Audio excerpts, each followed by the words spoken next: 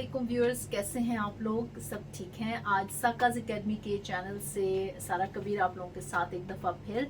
और आज की मेरी वीडियो जो है वो रिबॉन्डिंग, रिलैक्सिंग, हेयर स्ट्रेटनिंग की जो पिछले मेरी 2 वीडियोस आई हैं उसी का तसलसल है।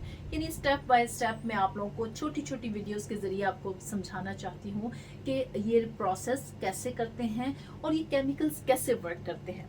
तो मेरी आज की जो वीडियो है वो है कि जो रिबॉन्डिंग के अंदर या हेयर स्ट्रेटनिंग की प्रोडक्ट के अंदर जो केमिकल्स इस्तेमाल होते हैं वो कौन से इस्तेमाल होते हैं और ये किस तरीके से काम करते हैं। इसको समझाने के लिए पहले आपको समझना है हेयर का स्ट्रक्चर। आपको बाल को जानना बहुत ज़रूरी है। आई होप कि जिन लोगों ने मेरी हेयर कलरिंग के ऊपर मेरे पूरा एक 14 वीडियोस की एक मेरी पूरी प्लेलिस्ट मौजूद है हेयर कलरिंग के ऊपर, उसमें मैंने जो शुरू की वीडियोस है उसमें मैंने हेयर स्ट्रक्चर के ऊपर बहुत डिटेल से बात की है और मैंने बॉन्ड्स के हवाले से भी बात की है, हेयर के टेक्सचर के हवाले से भी बात की है। लेकिन आज मैं आपको थोड़ा सा उन्हीं वीडियोस जिन्होंने देखी हुई हैं और वो अगर आज की वीडियो देखेंगे तो उनको बहुत जल्दी समझ आ जाएगी कि मैं क्या बात कर रही हूँ। लेकिन जिन्होंने ये नहीं देखी हुई है तो कोई मसला नहीं, हम थोड़ा सा इसको डिस्कस कर लेते हैं। जैसा कि आप लोग जानते हैं कि हेयर जो है वो उसमें 3 लेयर्स होती हैं, 3 लेयर्स पे मुश्तमिल होता है। पहली लेयर कहलाती है क्यूटिकल, दूसरी लेयर कहलाती है कॉर्टेक्स और तीसरी लेयर कहलाती है मेडुला।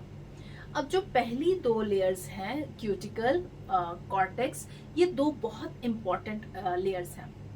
क्यूटिकल एक आपके जो बाल है उसके ऊपर एक तरह से हिफाजती तह का काम करती है और इसके अमूमन जो बालों के ऊपर क्यूटिकल की जो लेयर्स होती हैं ये कई डिफरेंट होती हैं। लाइक जैसे आप ये समझें कि वेस्टर्न बाल है, अगर पतला बाल है, बारीक बाल है तो उसके ऊपर 5 से लेकर 7 तक लेयर्स होंगी। अगर आपका एशियाई बाल है, जैसे कि आप देखें India, Pakistan, China, middle east और ये सारे अगर आप इन कंट्रीज़ को देखें, जापान, तो इन लोगों का जो बाल है या इस रीजन का जो बाल है थोड़ा मोटा होता है और उसके ऊपर जो लेयर्स होती हैं, क्यूटिकल की लेयर्स होती हैं, वो 10 से 15 के दरमियान होती हैं। जितना मोटा बाल होगा उतनी ही लेयर्स ज़्यादा होंगी। अब हमारे पास तीसरी कैटेगरी का जो बाल आता है वो आता है अफ्रीका साइड का, अफ्रीकन हेयर। आपने देखा होगा कि वो बहुत मोटा और सख्त बाल होता है और इनके लिए प्रोडक्ट्स भी अलग से बनाई जाती हैं और इनके ऊपर जो क्यूटिकल की लेयर्स होती हैं वो 20 से लेकर 25 तक क्यूटिकल की लेयर्स होती हैं। अब यानी सबसे मुश्किल और हार्ड जो बाल हुआ वो अफ्रीकन हेयर हुआ। लेकिन एक यही इसी अगर हम अगर क्यूटिकल की लेयर्स को के हिसाब से बात करें तो हमारे पास जो अगर एशियाई बाल भी है और सफ़ेद हो चुका है और काफ़ी अरसे से सफ़ेद है तो उसके ऊपर भी क्यूटिकल की लेयर्स काफ़ी ज़्यादा हो जाती हैं और यही वजह है कि हम ग्रे हेयर पे जब काम करते हैं तो वो मुश्किल से रिज़ल्ट आते हैं और जो मैन्युफैक्चरर्स हैं, कंपनीज हैं, वो ग्रे हेयर के ऊपर बहुत वर्क कर रही हैं ताकि ऐसी प्रोडक्ट बना सकें जो कि लॉन्ग लास्टिंग रिजल्ट्स दे सकें। तो खैर हमारी आज की वीडियो ग्रे हेयर पे तो नहीं है, इंशाल्लाह हम इसके ऊपर फिर डिटेल से बात करेंगे। मैं वापस मौजू की तरफ आती हूँ। तो हमने हेयर को अगर आप देखें तो पहली लेयर हमारी हो गई क्यूटिकल और ये क्यूटिकल जो है ये वर्क करती है एक डोर की तरह, एक दरवाज़ा है जिससे कि प्रोडक्ट जब वो खुलता है तो प्रोडक्ट अंदर दाखिल हो सकती है। कोई भी केमिकल प्रोडक्ट वो बाल के अंदर दाखिल हो सकती है। अगर ये क्यूटिकल्स क्लोज रहेंगे और तो आपका बाल हेल्दी, शाइनी तो बहुत होगा, लेकिन क्या होगा कि प्रोडक्ट बाल के अंदर नहीं जा सकेगी। तो हमारा जो सबसे पहला जब हम कोई भी प्रोसेस, केमिकल प्रोसेस करते हैं तो हम उस क्यूटिकल की लेयर को सॉफ्ट करके ओपन करते हैं, जिससे क्या होता है कि वो प्रोडक्ट बाल के अंदर सेकेंड लेयर तक पहुंचती है जिसे हम कॉर्टेक्स कहते हैं। अब कॉर्टेक्स जो है ये बहुत सारी कह लें कि एक जिस तरह रस्सी होती है, बांध की रस्सी को अगर आप देखें और वो उसमें बहुत सारे एक लच्छे मौजूद होते हैं, बहुत सारी कह लें कि स्ट्रैंड्स को मिला के वो एक बांध की रस्सी बनी हुई होती है, एक रस्सी बनी हुई होती है। इसी तरीके से बहुत सारे माइक्रोफाइब्रिल्स के साथ मिलके वो हेयर का जो कॉर्टेक्स है वो बना हुआ होता है। अब कॉर्टेक्स क्या है कि इसके अंदर ये बाल की मजबूती की निशानी है। जितना अच्छा हेल्दी होगा उतना ही आपका बाल हेल्दी होगा। इसमें अगर आपके बाल, जब मेरी एक वीडियो ऑलरेडी मौजूद है कि जिसमें डैमेजेस के हवाले से बात की है कि हेयर को कैसे डैमेज, किस किस तरीके से डैमेज हो सकता है। आज की वीडियो उसके ऊपर नहीं है, बात मैं आपको ये बताऊं कि जब कॉर्टेक्स के अंदर प्रोडक्ट जाती है तो वहाँ पे मुख्तलिफ किस्म के बॉन्ड्स होते हैं। अब हेयर में जो 3 बॉन्ड्स बहुत इंपॉर्टेंट होते हैं, बॉन्ड्स होते हैं जिनको हम 3 तरह के बॉन्ड्स हेयर में बड़े इंपॉर्टेंट होते हैं। एक सल्फर बॉन्ड, इसको FR करके भी लिखा, FUR भी करके लिखा जाता है। दूसरा हमारे पास आ जाता है हाइड्रोजन बॉन्ड, और तीसरे सॉल्ट बॉन्ड्स। ठीक है, सॉल्ट बॉन्ड्स आ जाते हैं। अब हमारे पास जो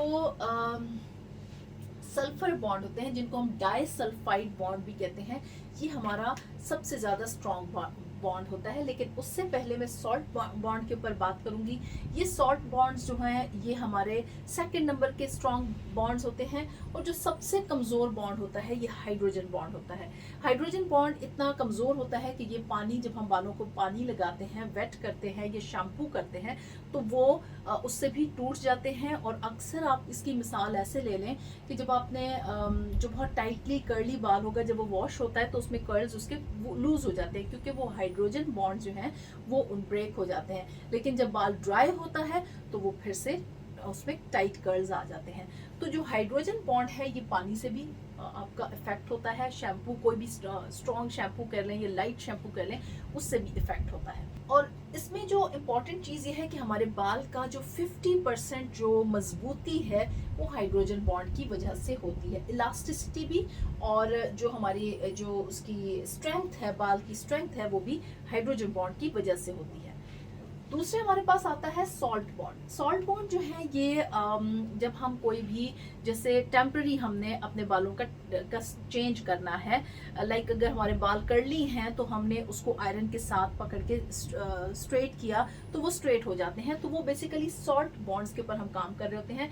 और सॉल्ट बॉन्ड्स जो है वो हीट के साथ, या उसको जब हम हीट प्रोवाइड करते हैं तो उससे उसका वो जो है वो चेंज हो जाता है, उसका वो अपने वो टूट जाते हैं, इजीली टूट जाते हैं, और हम फिर उनको बालों को या स्ट्रेट कर सकते हैं या कर्ली कर सकते हैं। लेकिन ये टेम्पररी होता है। जब आप सर वॉश करते हैं तो वो दोबारा बॉन्ड जो है वो अपनी असल शेप में आ जाते हैं। तो ये हमारे सॉल्ट बॉन्ड्स होते हैं। अब तीसरा जो हमारा बॉन्ड होता है सल्फर बॉन्ड, ये काफ़ी जो स्ट्रॉन्ग बॉन्ड होता है और ये इतनी आसानी से नहीं टूटता।